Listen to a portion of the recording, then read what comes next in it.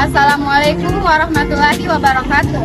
Saya dari kelompok 2 akan menjelaskan tentang pencemaran air, yang dimana tema kami diangkat dari buku kelas 11 semester 1 yang ditulis oleh Budi Handoyo.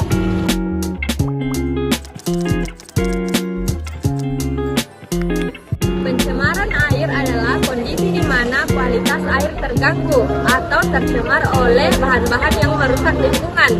Bahan-bahan pencemar tersebut berasal dari berbagai sumber, seperti aktivitas manusia, seperti yang kita lihat kanal ini tercemar akibat pembuangan sampah yang sembarangan.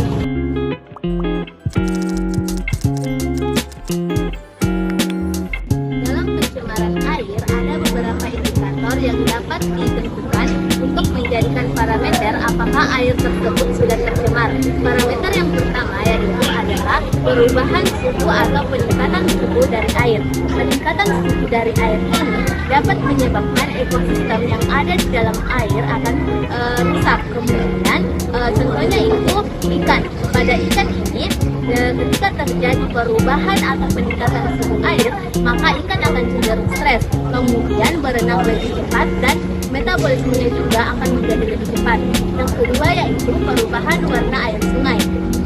Perubahan warna air ini disebabkan oleh beberapa faktor.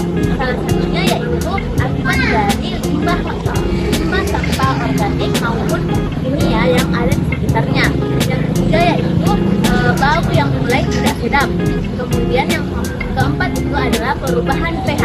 Perubahan pH ini dapat mengganggu ekosistem karena pH sangat berperan penting dalam menjaga ekosistem, terutama kelestarian makhluk hidup yang berada di perairan.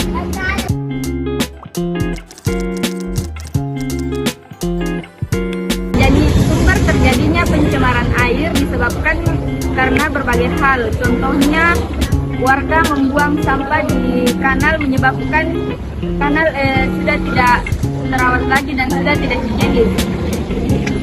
Yang kedua, aktivitas juga diakibatkan dari aktivitas pabrik, aktivitas peternakan maupun pertanian dan masih banyak lagi. Namun pengaruh terbesar biasanya karena suatu aktivitas yang dilakukan manusia sehari-hari.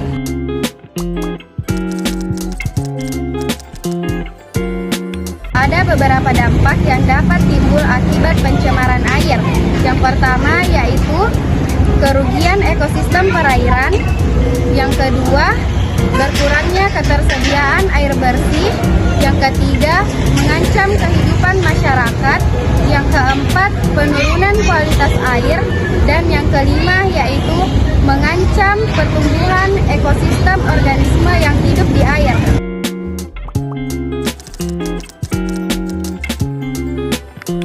Pencemaran sungai. Untuk menanggulangi pencemaran sungai, langkah-langkah yang dapat diambil meliputi yang pertama, pengolahan limbah. Mendorong pengelolaan limbah industri dan domestik dengan sistem pengolahan yang efektif. Yang kedua, pemantauan kualitas air. Melakukan pemantauan secara rutin terhadap kualitas air sungai untuk mendeteksi sumber pencemaran dan pengambilan tindakan cepat. Yang ketiga, konversi lahan. Sebelumnya menjaga keberlanjutan lahan di sekitar sungai untuk mengurangi erosi tanah dan aliran limbah. Yang keempat, penyuluhan masyarakat. Memberikan edukasi kepada masyarakat tentang pentingnya menjaga kebersihan sungai dan dampak buruk pencemaran. Yang kelima, penerapan peraturan. Menguatkan dan menegakkan peraturan terkait lingkungan termasuk sanksi bagi pelanggar pencemaran sungai. Yang keenam, penghijauan. Meningkatkan vegetasi di sekitar sungai untuk membantu menyaring air dan mengurangi sedimentasi. Yang ketujuh, penggunaan teknologi hijau. Menerapkan teknologi ramah lingkungan dalam proses produksi dan pengolahan limbah. Yang kedelapan, kerjasama antar pihak. Membangun kerjasama antar pihak industri dan masyarakat untuk mencapai solusi bersama. Dengan menerapkan langkah-langkah ini secara holistik dapat membantu menjaga kebersihan sungai dan mengurangi pencemaran sungai.